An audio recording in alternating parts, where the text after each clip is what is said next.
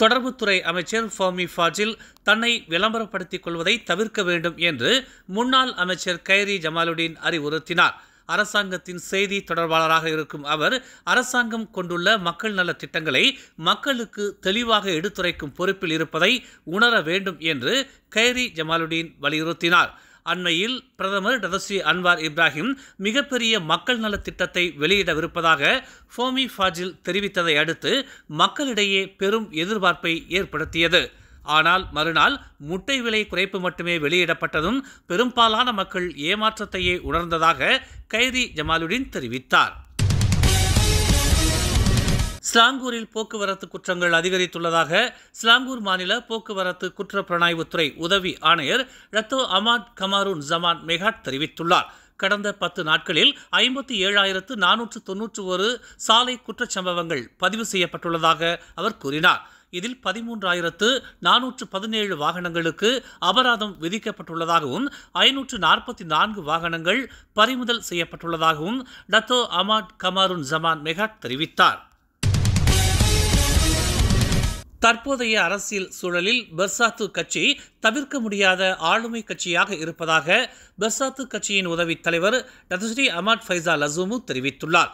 இப்படியான ஒரு அரசியல் கட்சியில் உறுப்பினராக விரும்பினால் அவர்கள் அடிப்படையில் நாட்டின் அதிகாரப்பூர்வ மதமான இஸ்லாத்தை ஏற்பவராக இருத்தல் வேண்டும் என்பது முதன்மை தகுதி என்றும் மலாய் இனத்திற்கு முன்னுரிமை அளிக்க தவறக்கூடாது என்றும் இந்த இரண்டும் இருந்தால் பெர்சாத்து கட்சியில் இணையலாம் என்றும் முழுமையான மலேசியராகவும் நாட்டுப்பற்றுடன் இருக்கும் ஒரு மலேசியராக அவரால் திகழ முடியும் என்றும் குறிப்பிட்டுள்ளார்.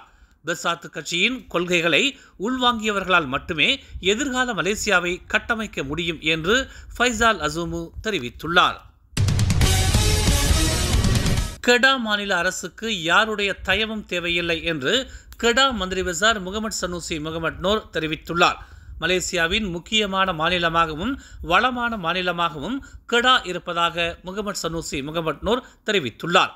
ஒற்றுமை அரசிடம் கெடா மாநில அரசு பொருளாதார அடிப்படையிலான உதவிகளை கேட்காது என்றும் தங்களுக்கு அது தேவையில்லை என்றும் பெரிக்காத்தானின் ஆட்சி அமைந்த பின்னர் கெடா மாநிலத்திற்கான நிதியை பற்றி கெடா மாநில அரசு சிந்திக்கும் என முகமது சனூசி முகமது நோர் தெரிவித்துள்ளார்.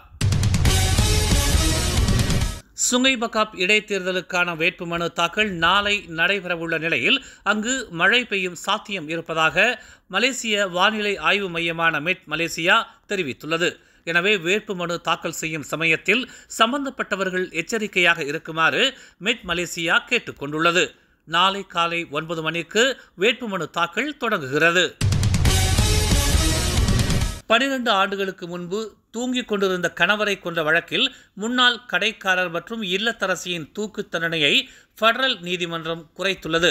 34 வயது ஜி புவனேஸ்வரன் மற்றும் 47 வயது கே அன்னம்மா ஆகியோருக்கு 36 ஆண்டுகள் சிறை தண்டனை அனுபவிக்க உத்தரவிடப்பட்டது. தலைமை நீதியரசர் தெங்கு மைமூன் துவான்மாட் தலைமையில் 3 அடங்கிய பெஞ்ச் புவனேஸ்வரனுக்கு 12 தடியடிகள் வழங்கவும் உத்தரவிட்டது.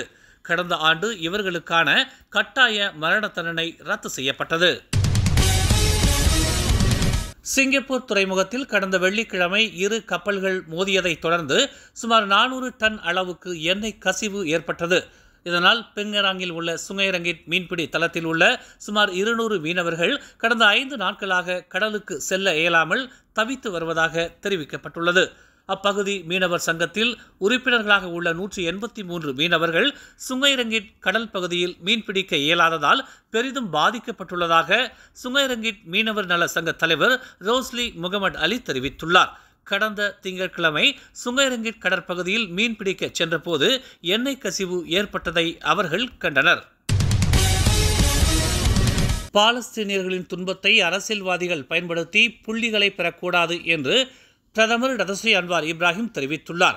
மக்கள் இறந்து கொண்டிருக்கிறார்கள், இது அரசியல் புள்ளிகளை பெறுவதற்கான இடம் அல்ல என்று அன்வார் செய்தியாளர்கள் மத்தியில் தெரிவித்தார். மலேசியா ஏர்போர்ட்ஸ் ஹோல்டிங்ஸ் நிறுவனத்தின் பங்குகளை GIP எனப்படும் உலகளாவிய உள்கட்டமைப்பு கூட்டாளர்களுக்கு விற்க அனுமதிக்கும் முடிவை தொடர்ந்து அரசாங்கத்தின் மீதான விமர்சனங்களுக்கு அவர் இவ்வாறு பதிலளித்தார்.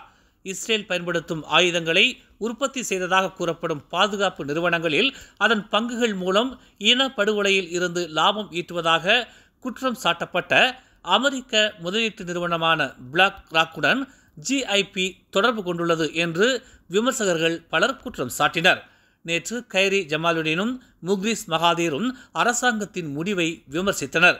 ஒப்பந்தம் நிறைவேறினால் பாலஸ்தீனத்தின் காசாவில் நடக்கும் இனப்படுகொலைக்கு பிரதமரும் அரசாங்கமும் உடந்தையாக இருப்பதாக கூறினர். தமிழ் மலர் செயலி நம் சமுதாயத்தின் உரிமை குரலாய், உண்மையின் வாசமாய், மக்களுக்காக நாளும் மலர்கிறது தமிழ் மலர் நாளிதழ். சமரசம் இன்றி சத்தியத்தின் பாதையில் வெற்றி நடை போடும் தமிழ் மலரின் இன்னொரு புதிய அத்தியாயமாய் தமிழ் மலர் செயலி இப்போது அறிமுகமாகவிருக்கிறது உங்களுக்காக. மலேசியாவின் ஆகச் சிறந்த தமிழ் ஊடகமாய் உள்ளூர் தகவல்களை உடனுக்குடன் தெரிந்து கொள்ள மலர்கிறது தமிழ் மலர் செயலி. விரைவில் எதிர்பாருங்கள். மேலும் செய்திகளை தெரிந்து கொள்ள தமிழ் மலர் நாளிதழை பாருங்கள். எங்களோடு இணைந்திருக்க மலர் டிவியை பதிவு செய்து கொள்ளுங்கள். உறவுகள் மகிழ்ந்திட விருப்பம் மற்றும் பகிர்வு சேவையை சொடுக்கிடுங்கள்.